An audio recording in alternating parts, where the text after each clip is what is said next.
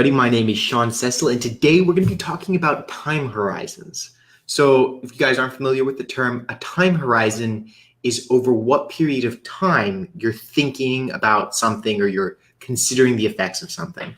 So I want to talk about if you're in a burnout job, if you're struggling with something that isn't working out for you, the time horizon that you choose to view things through dramatically affects what actions you take, how you feel, and ultimately what results you get.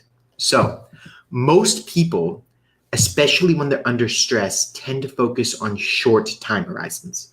They tend to think about what's going to happen next week, what's going to happen next month. Actually, the more stressed you are, the more your time horizons normally contract. So some people who are really stressed are only thinking about things day to day. And you guys may be able to think of a case where you're under a lot of pressure and you're thinking about even, what's going to happen in the next hour, the next 2 hours. You can't even think till tomorrow because there's just so much stress to deal with. And if you don't make a conscious effort to resist that, then that's where you're going to stay. Now, the problem with this is that if you're thinking in time horizons of 1 week or 1 month, you're not going to make good long-term decisions. So a lot of people who are in a burnout job, because they're thinking about things in time horizons of a week or a month, they're thinking about, well, can I get through, another week? Can I get through another month? Oh, I've got these bills to pay. And the balance there, is dictated by a mentality of scarcity.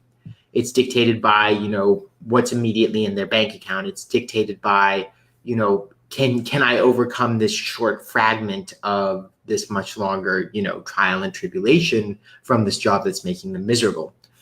Now, if you really want to make good long-term decisions, then what you need to do is you need to have a longer time horizon. So I will typically think about my time horizons. Yes, I'll think about, hey, what am I going to do tomorrow? What am I going to do next week for planning purposes? But when I make decisions from where do I want to be in 50 years, right? I was just at an event this past weekend, about a week ago. And I asked somebody, I said, so what's your plan for 20 years from now? And he's like, I don't know, right? Whereas for me, I'm not just thinking 20 years ahead, I'm thinking 50 years ahead. And I'm making all of my career decisions and all of my business decisions from the place of where do I want to be 50 years from now, right? It's this, long, crazy plan. Now, 50 years may be a little bit of an exception, but when you're thinking about these things, you want to be thinking about where am I going to be next year? Where am I going to be 5 years from now? Where am I going to be 10 years from now? And what that does is it really changes your perspective and your decisions. Because if you're thinking about where am I going to be 10 years from now, then when it comes to your finances, you're not that concerned about, small variances up or down, because over time, those will even out. Over time, stuff can get paid back, you can save, you can do whatever. But you do see the real cost of being in a job that you hate. Because 1 week in a job that you hate isn't going to kill you. 10 years in a job that you hate literally could kill you. I've spoken to people before where their doctors have told them that the stress that they're under is literally killing them. 1 week in a job that you hate isn't going to destroy your marriage. 10 years very much can. And so when you start taking a longer time horizon, you start making decisions for the long term. You start saying, well, I really need to put together a plan to get out of this because, and the plan itself may be 6 months long, which is longer than most people's current time horizon, right? So that time horizon gives you the power to think rationally about long-term decisions and plan out where you want your life to go from a much deeper level.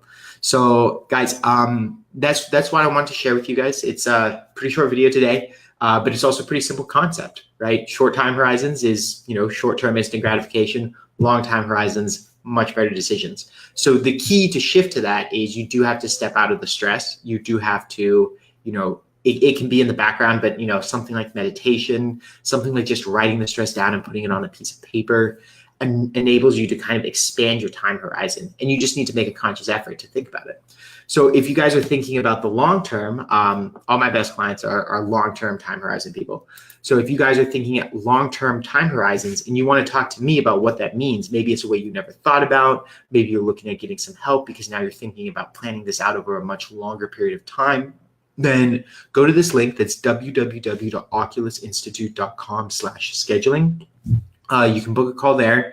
You'll get to talk to me and we'll talk about, hey, listen, where are you? Where do you want to be really in the long term, not just, a week from now?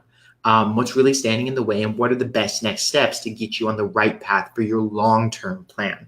And from there, we'll see what it is. Maybe that means that we work together in the long term. Maybe not. Either way is cool. I just want to make sure that you guys have some direction, and ideally that you guys are thinking of the long term rather than the short term. So I'll talk to you guys soon, and I wish you the best.